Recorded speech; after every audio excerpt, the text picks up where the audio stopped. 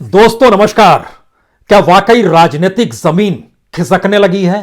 क्या वाकई चुनावी हार तय मानी जा रही है? क्या वाकई छापे खौफ पैदा करने के लिए लगातार मारे जा रहे हैं? क्या वाकई अखबारों में विज्ञापन झूठ परोसने के लिए दिया जा रहा है?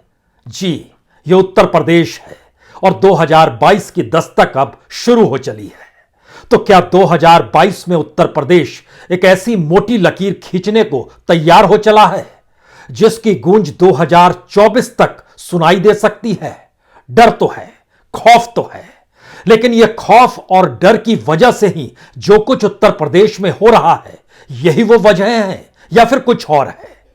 शायद पहली बार ऐसी परिस्थितियां बनी है जब सरकारी आंकड़े जो सच कहते हैं उसके उलट अखबारों के एक एक पन्ने के भीतर में विज्ञापन दर विज्ञापन छपते चले जाते हैं जो बतलाते हैं कि 2017 से पहले क्या कुछ था और 2017 के बाद किस तरीके की जन्नत योगी सत्ता के दौर में जनता को मिल रही है।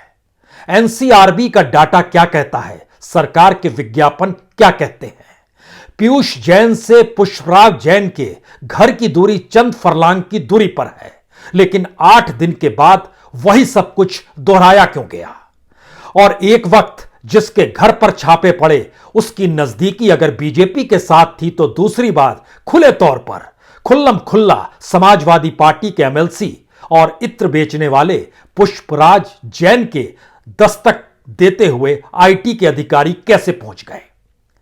सवाल इतना पर नहीं है, सवाल तो आज उस सफर का भी है जो 2014 के बाद से इस देश ने लगातार छापों के जरिए देखा है।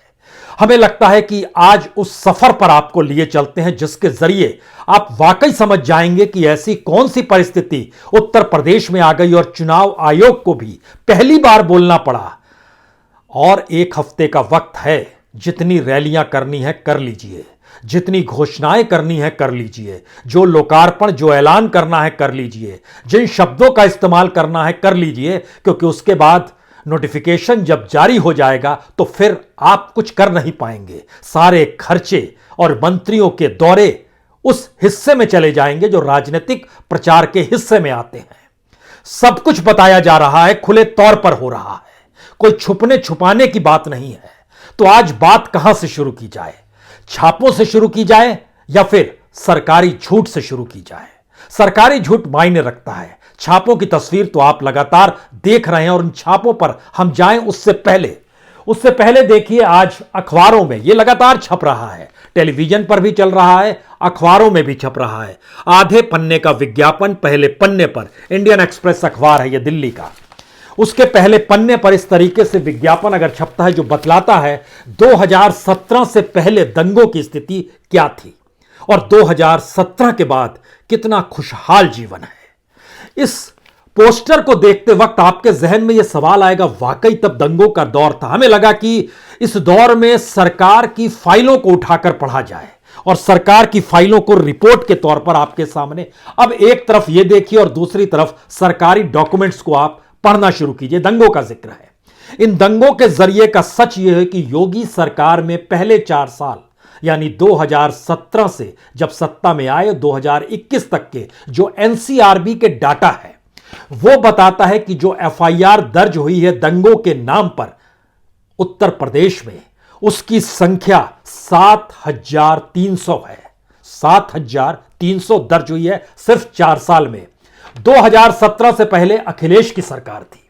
अखिलेश के दौर में जो सरकारी डॉक्यूमेंट कहता है वो कहता है कि 6,500 दंगों की एफआईआर दर्ज की गई थी। 1,000 कम है। हालांकि मायावती का जिक्र कर देना चाहिए, उनके काल में सबसे कम दंगे 4,400 दंगे मामले दर्ज हुए थे। लेकिन जब इसमें लिखा जाता है कि दंगाइयों का खौफ मांग रहे हैं माफी, तो दंगे कम नहीं हुए, दंगे बढ़ क्यों गए?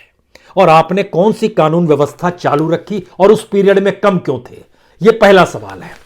दूसरा सवाल यह है कि सिर्फ एक बात नहीं, सवाल महिलाओं का भी आता है। एक दूसरा टाइम्स ऑफ इंडिया में, दिल्ली के टाइम्स ऑफ इंडिया और देश भर के अखबारों में फिर कहा गया कि प्रदेश में बहन बेटियां पहले असुरक्षित थी, कानून का खौफ अब अपराधियों में है। फिर से एक दूसरा विज्ञापन आता है। हमें लगा कि इसका भी डाटा बताया जाए जो सरकार का डाटा है, जो पुलिस थानों में दर्ज डाटा है, जो एनसीआरबी का डाटा है, उसके बारे में जानकारी लगी कि योगी सरकार के 4 साल के दौर में महिलाओं को लेकर जो अपराध हुए हैं उनकी संख्या 56,000 है, 56,000। और 5 साल जो समाजवादी पार्टी की सरकार रही उसमें 36,000। और अगर मायावती का जिक्र उससे पहले कीजिएगा तो उस कालखंड में महिलाओं के खिलाफ सिर्फ 22,000 मामले दर्ज हुए। यानी धीरे धीरे उत्तर प्रदेश में दंगों की संख्या बढ़ी, महिलाओं के खिलाफ अपराध की संख्या बढ़ी। यह तो दो स्थिति है, लेकिन और भी सच है। इसका दूसरा सच यह है कि अगर आप सिर्फ हिंसक वारदातों को देखें, हिंसक वारदात मायावती के कालखंड में चले जाइएगा तो सिर्फ 28,000 होते हैं। अखिलेश यादव में आइएगा तो बढ़ जाते हैं, लगभग 44,000 हो जाते हैं। और जब योगी आदित्यनाथ के कालखंड में, वह भी 4 साल में, वह लगभग 59,000 हो जाते हैं, 59,000। बढ़ रहे हैं। क्यों बढ़ रहे हैं? कानून का राज कैसे है? लेकिन देश के गृह मंत्री तमाम चुनाव प्रचार में इस बात का जिक्र कर रहे हैं, अब बाहुबली नहीं बजरंग बली होते हैं। यह फेज अच्छा है, सुनने में अच्छा लग सकता है, लेकिन ऐसे मुहावरों से जनता को रूबरू करते हुए लुभाया जा सकता है, लोकप्रिय नारों में चीजें तब्दील की जा सकती है, लेकिन जमीन जो होती है, जिस पर इस देश की जनता और नागरिक नंगे पांव चलती है और पुलिस थानों में एफआईआर के लिए जब पहुंचती है तो उनकी संख्या लगातार बढ़ती चली जा रही है। यह कौन सी परिस्थिति है? रेप, बलात्कार की परिस्थितियां भी इस दौर में लगातार बढ़ी है। कल्पना कीजिए, जब मायावती की सरकार थी तब रेप 5 साल में 1700 के मामले एफआईआर के तौर पर पहुंचे। वह रेप बढ़कर लगभग दुगने हो गए। अखिलेश यादव 3,300 तक आ गए और इस दौर में वह और बढ़ गए, 3,500 हो गए। सब कुछ बढ़ रहा है और इस परिस्थिति में इस बात का जिक्र बार बार होता है, अपहरण को इस दौर में रोक दिया गया। अब वो इंडस्ट्री नहीं रही। तब यह सवाल है कि अगर वो इंडस्ट्री नहीं रही तो योगी आदित्यनाथ के कालखंड में 17,500 एफआईआर अपहरण को लेकर पुलिस थानों में दर्ज कैसे हो गई?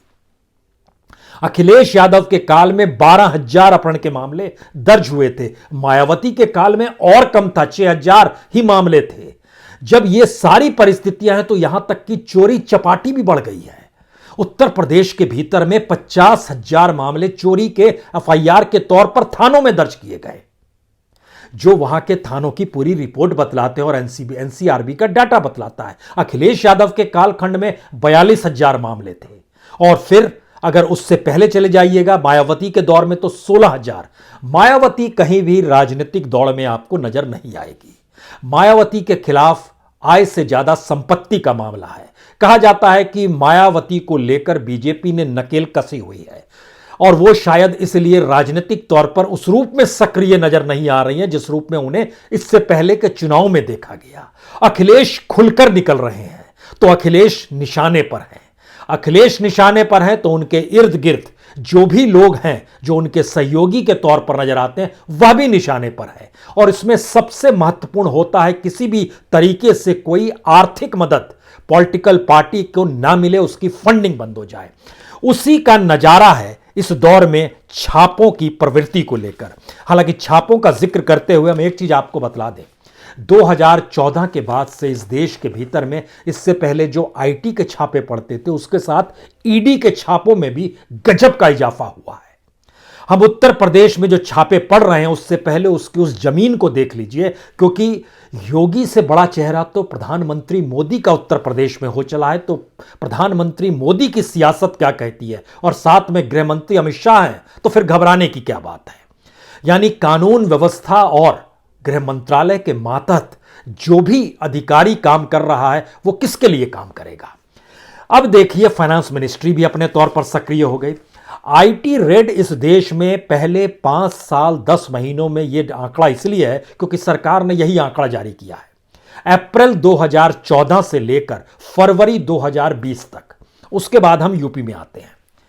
इस 5 साल 10 महीने में आईटी ने इस देश में कुल रेड जो डाली है वो 4,725 है। जो ईडी ने रेड डाली है, इन्फोर्समेंट डायरेक्टरेट ने जो रेड डाली है वह 2,540 है। अगला सवाल यह है कि जो आईटी के तहत जो कन्विक्टेड हो गए और जो कन्विक्शन अपने तौर पर ईडी का हुआ, इन दोनों को भी समझने की जरूरत है। इस 4725 रेड जो डाली गई इस दौर में, उसमें से कितने लोग थे जो कन्विक्शन के दायरे में आए? सिर्फ 200 लोग। अगर सही आंकड़े बताएं आपको तो 238 लोग इसके दायरे में आए।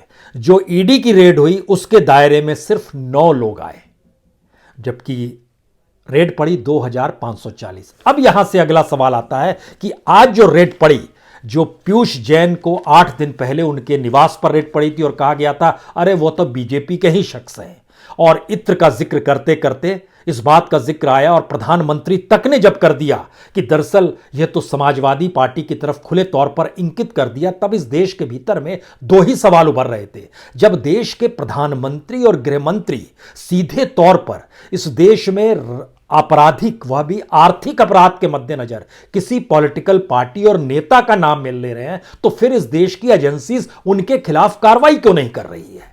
ये कोई भी पूछ सकता है, क्योंकि कोई आम शख्स नहीं कह रहा है, इस देश के प्रधानमंत्री। तो दूसरा सवाल यह भी है, क्या प्रधानमंत्री जब चुनावी रैली करने जाते हैं तो वो प्रधानमंत्री नहीं होते हैं? गृहमंत्री जब चुनावी रैली करने जाते हैं तब वो क्या गृहमंत्री नहीं होते हैं? क्योंकि उनके इर्द गिर्द सिक्योरिटी से लेकर जो ताना बाना बुना जाता है, वो पूरा ताना बाना तो प्रधानमंत्री और गृहमंत्री का होता है।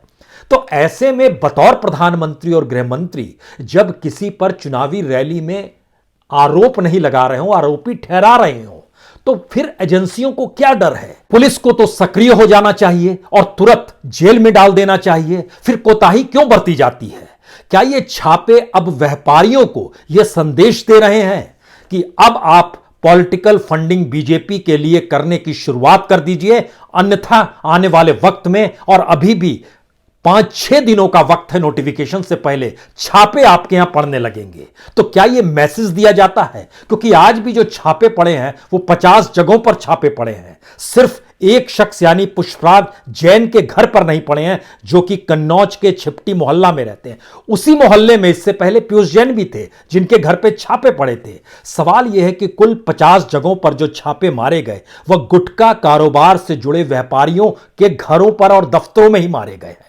और गुटखा को लेकर बहुत साफ तौर पर हर कोई जानता है कि इसमें मार्जिन इतना है अगर आप टैक्स नहीं देते हैं, और टैक्स इतना ज्यादा है कि उसको अगर आप चुरा लेते हैं तो आपका नेक्सस पॉलिटिशियंस के साथ होना ही चाहिए, नहीं तो आप बच ही नहीं सकते हैं। अधिकारी उस इलाके का हर कोई जानता है कि कौन गुटखा बनाता है, कौन इत्र बनाता है, कौन सुपारी लेकर आता है, कौन कहां से कत्था लेता है, कहां पैकेजिंग होती है, कैसा बड़ा बाजार है, उसमें कितनी कमाई होती है, हर कोई जानता है। और इस देश के पॉलिटिशियंस के साथ जो गुटखा कारोबारियों के जो संबंध हैं और जितनी बड़ी तादाद में इनको फंडिंग दी जा रही है, यह भी कोई छुपा हुआ नहीं है।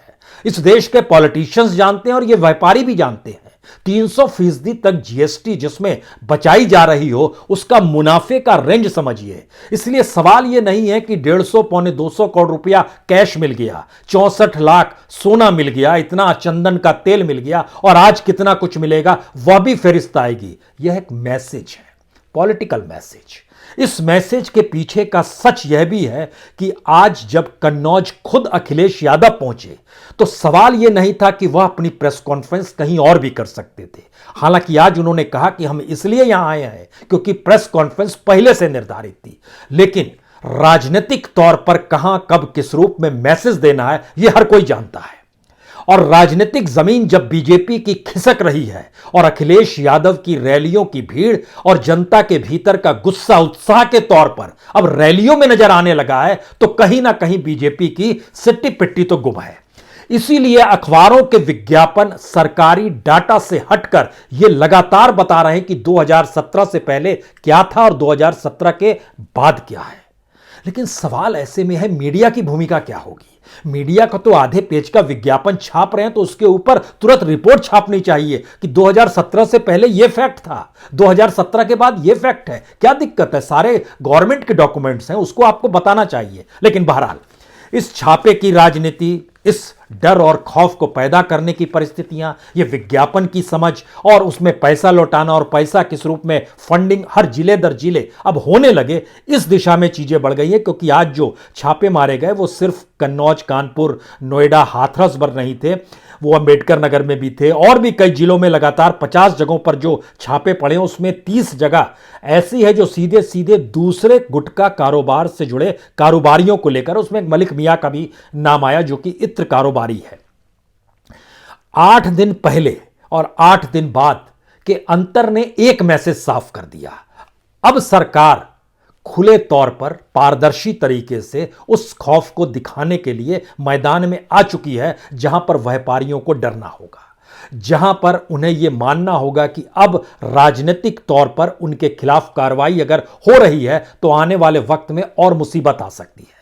तो क्या वाकई राजनीति परिस्थितियों में प्रधानमंत्री का बयान, गृह मंत्री का बयान, रैलियों में दिया जाने वाला भाषण, अखबारों में छपने वाला विज्ञापन सब झूठ पर होता है? इसकी कोई जमीन नहीं होती है, इसके कोई पांव नहीं होते हैं। क्योंकि जब हम इन परिस्थितियों को परखने लगे तो एक चीज और नजर आई कि दरअसल कन्नौज का इलाका जो है वो समाजवादी पार्टी का गढ़ रहा है। अगर आप उसके इतिहास को परखना शुरू करेंगे तो जो लोकसभा की सीट थी 1999 में मुलायम सिंह जीते थे लोकसभा में, उसके बाद उन्होंने पहली बार इस जगह से अखिलेश यादव को मैदान में उतारा। अखिलेश 2000 में चुनाव जीते, 2004 में चुनाव जीते, 2009 में जीते, उसके बाद मुख्यमंत्री बन गए तो छोड़ दिया उन्होंने। तो वहां बाई इलेक्शन हुआ तो अखिलेश यादव ने अपनी पत्नी डिंपल यादव को उतारा। वह डिंपल यादव 2012 में चुनाव जीत गई। वह नरेंद्र मोदी की 2014 की लहर में भी चुनाव जीत गई।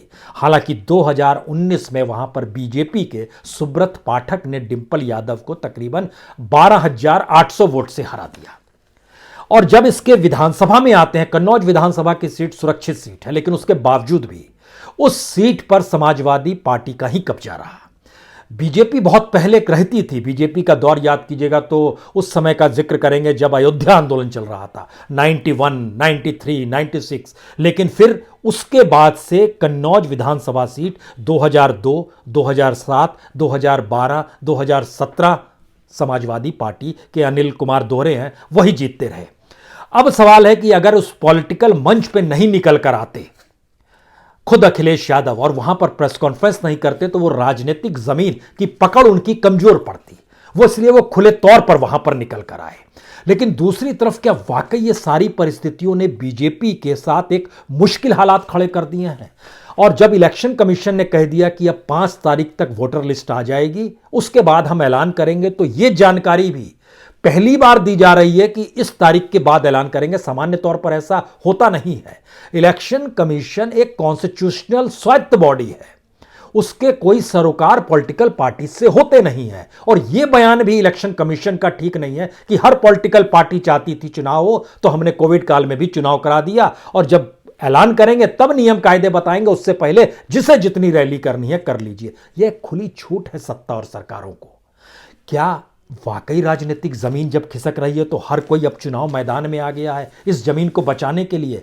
और 2022 उत्तर प्रदेश में क्या वाकई ऐसी मोटी लकीर खींचने की स्थिति में आ रही है जिसकी गूंज 2024 में इसलिए सुनाई देगी क्योंकि उत्तर प्रदेश में अगर बीजेपी हार चुकी है, अगर बीजेपी हार रही है और अगर बीजेपी हार गई तो फिर उसकी गूंज 2024 में इन 80 सीटों से गुजरते हुए बिहार को अपनी जद में लेगी, जहां की सामाजिक सांस्कृतिक परिस्थितियां और राजनीतिक समावेश कमोवेश एक सरीखा है। इसकी कहीं ना कहीं आपको बुंदेलखंड से सटा हुआ मध्य प्रदेश भी दिखाई देगा।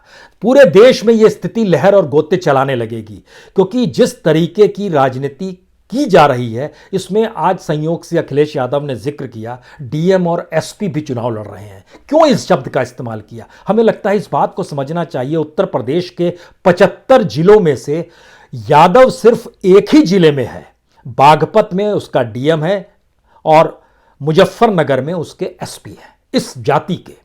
लेकिन जातियों के लिहाज से देखिएगा तो ठाकुरों की तादाद सबसे ज्यादा है। 20 डीएम, 75 में से 20 डीएम ठाकुर हैं, 18 एसपी ठाकुर हैं, ब्राह्मण 8 हैं डीएम तो 18 एसपी हैं ब्राह्मण। ओबीसी के दायरे में जो माइनस यादव है 14 आते हैं, 14 डीएम 12 एसपी। जो दलित समाज है उससे जुड़े हुए 4 डीएम हैं और 5 एसपी हैं। जो बनिया समाज है उससे जुड़े हुए 6 डीएम हैं और 3 एसपी हैं। इस तरीके से चीजें बांटते चले जाइएगा तो समझ में आएगा कि दरअसल जातीय तौर पर उस राज्य की कमान भी उन्हीं हाथों में सौंपी जाती है जो सत्तानुकूल होकर काम करें, और उनके जरिए जब नियम कायदे बनाए जाते हैं तो वो सत्ता के अनुकूल बनाए जाते हैं। यहां पर आप कानून को मत खोजिएगा। अगला सवाल किसी के भी जहन में होगा कि कोई आईटी, कोई ईडी, कोई सीबीआई तो कानून के तहत काम करती है, इसमें घबराहट कैसी, और इसमें क्यों घबराहट होनी चाहिए? सही बात है। अब अगर आपके जहन में यह बात आ जाए कि आईटी ने आज जो 50 जगहों पर रेड मारी है और उसके दायरे में तकरीबन 14 लोग जो आ रहे हैं, तो क्या आईटी के पास यही लिस्ट है या कोई और भी लिस्ट है? आईटी के दायरे में लगभग उत्तर प्रदेश के 22,000 लोग हैं जिन पे वो आज ही चाहे तो रेड मार दे और कहे कि हमको आपका टैक्स कैलकुलेशन को देखना है। 22,000 लोगों के दरवाजे पर वो तुरंत पहुंच सकती है। 2-3 कैटेगरी होती है, उसमें पहले राउंड में 22,000 है, अगले राउंड में लगभग 46,000 है, उसके बाद लगभग 80,000 है। यानी लाखों लोगों के घर तक आईटी वाले पहुंच सकते हैं, तो पहुंच जाए। लेकिन वो पॉलिटिकल तौर पे ही और उसी इलाके में जिसका प्रभाव राजनीतिक तौर पर दिखाई दे, इसके क्या मतलब है? जबकि हमने आपको बताया कन्विक्शन रेट क्या है और कितने लोगों के यहां दिनों दिन रेड मारी गई। तो ऐसे में सबसे आखिरी सवाल सबसे बड़ा यही हो चला है, क्या इलेक्शन के दौर में लोगों की भावनाओं को उभारने के लिए इस देश के प्रधानमंत्री और गृह मंत्री तक चुनावी रैलियों में जो वक्तव्य देते हैं उसका कोई कानूनी रूप नहीं होता है? वह किसी को भी दंगाई कहते हैं, किसी को भी कुछ भी आरोपित करते हैं, तो फिर वहां की पुलिस और सेंट्रल एजेंसी काम क्यों नहीं करती है? यह ठीक वैसे ही है जैसे बंगाल में नजर आया था, जो नारडा सारडा के तहत जिन पर आरोप लगाए गए, जिन पर हिंसक आरोप लगाए गए, उसको पुलिस ने पकड़ा क्यों नहीं? सिर्फ आरोप भर क्यों लगे? यही स्थिति उत्तर प्रदेश में आ रही है। उत्तर प्रदेश में पुलिस को कार्रवाई करनी चाहिए, सबको जेल में डाल देना चाहिए। अगर प्रधानमंत्री और गृह मंत्री देश के कह रहे हैं कि जनाब उनसे आर्थिक अपराध वाले लोग जुड़े हुए हैं तो डाल दीजिए अंदर में, तुरंत केस फाइल कीजिए, मामला अदालत में जाएगा, फास्ट ट्रैक में ले आइए। इलेक्शन कमीशन को इसमें संलग्न कर दीजिए कि कुछ दिन के लिए आप चुनाव को रोकिए, हम जरा कार्रवाई करना चाहते हैं अपराधियों के खिलाफ, आर्थिक अपराधियों के खिलाफ। लेकिन जो भी मामले विपक्षी राजनीतिक दलों के खिलाफ अलग अलग एजेंसीज के पास चल रहे हैं, उसमें वो कार्रवाई क्यों नहीं करती है? उसे डराती क्यों रहती है? भारत की राजनीति का यही मंत्र है जिसमें हम और आप सिर्फ आकलन कर रहे हैं कि राजनीतिक जमीन किसकी खिसक रही है। तो आखिरी सच यही है कि बीजेपी का छप्पर जो है उड़ता हुआ दिखाई दे रहा है, राजनीतिक जमीन धंसती हुई नजर आ रही है। और चाहे अनचाहे उत्तर प्रदेश के लोगों के सामने अखिलेश यादव एक बड़े चेहरे के तौर पर उभर रहे हैं, जिसमें पहली बार उनके साथ ना तो उनका कोई चचा साथ में प्रचार में नजर आ रहा है, ना उनके पिता मुलायम सिंह यादव उस विरासत की राजनीति को अपने साथ ढोने को अखिलेश यादव तैयार है।